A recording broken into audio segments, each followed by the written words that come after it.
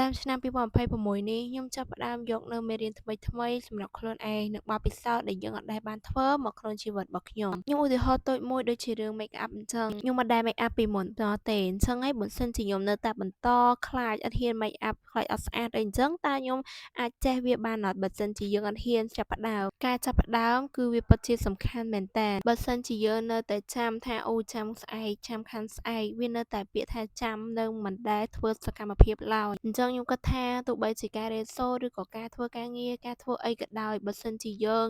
អាចចាប់ផ្ដើមវាបានត្រង់មកជំហានដំបូងណាខ្ញុំគិតថាវាប្រកាសជាមានជំហានទី2បន្ទាប់ទៅទៀតបើទោះបីជាយើងធ្វើជំហានដំបូងវាអត់សូវល្អប៉ុន្តែវាគឺជាចំណុចមួយដែលយើងចាប់ផ្ដើមអញ្ចឹងវាតែងតែមានចំណុចខ្វះខាតអីវាអាចល្អទាំងស្រុងបាននោះទេហើយការដែលយើងចាប់ផ្ដើមហ្នឹងឯងទៅយើងអាចមើលឃើញពីចំណុចខ្វះខាតរបស់ខ្លួនឯងបានហើយយើងនឹងព្យាយាមយកកែលម្អវាទៅដើម្បីទៅជំហានបន្ត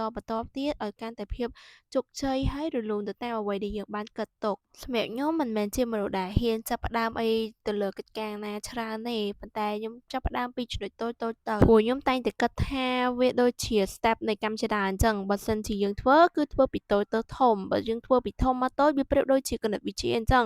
បងនៅពេលដែលយើងរៀនលំហាត់គណិតវិទ្យាបើសិនជាយើងធ្វើលំហាត់ដែលពិបាកមុនលំហាត់ស្រួលយើងប្រកាសជាអត់មានអារម្មណ៍ក្នុងការធ្វើលំហាត់បន្តឯមែនអត់ព្រោះដោយសារអារម្មណ៍គំនិតខួរក្បាលយើងវាច្បងច្បល់ stress ជាមួយនឹងលំហាត់ពិបាកនឹងបាត់ទៅហ្នឹងអញ្ចឹងខ្ញុំគិតថាយើងគួរតែធ្វើកិច្ចការណាស្រួលឲ្យវា complete ឲ្យអស់ទៅហើយយើងចាប់ផ្ដើមកិច្ចការបន្តទៀតវាដូចជា step នៃកម្មចរាអញ្ចឹងហើយវានឹងជិតដល់គោលដៅមួយដែលយើងចង់បានហើយប៉ុន្តែអារម្មណ៍ពេលដែលខ្ញុំចាប់ផ្ដើមដំបូងហ្នឹងខ្ញុំក៏ទទួលបាននូវការកែលម្អពីមតិអ្នកនៅជុំវិញខ្ញុំច្រើនហើយក៏ដូចជាចំណុចដែលយើងមើលឃើញពីភាពមិនល្អរបស់ខ្លួនឯងដែរពេលខ្លះក៏មានអារម្មណ៍ថាអន់ចិត្តនឹងខ្លួនឯងដែរតើប៉ុន្តែយើងយកការដែលអន់ចិត្តហ្នឹងមកធ្វើជាការកែលម្អពីអ្វីចំណុចខ្វះខាតរបស់យើងវិញទៅវាប្រហែលជាល្អវិញហើយនឹងធ្វើឲ្យដំណើរការនៃការជីវិតរបស់យើងកាន់តែប្រសើរថែមទៀតខ្ញុំមិនសូវជាអ្នកដែលចេះនិយាយច្រើនពេកទេបងប៉ុន្តែដោយសារតើនេះវាផ្សារភ្ជាប់ជាមួយនឹងវីដេអូខ្ញុំគឺវារៀងស៊ីចង្វាក់គ្នាដែរអញ្ចឹងហើយរៀងសុំនិយាយបន្តិចទៅប៉ុន្តែឥឡូវនេះមកធ្វើការមើលវីដេអូខ្ញុំបន្តនិយាយទៅគឺ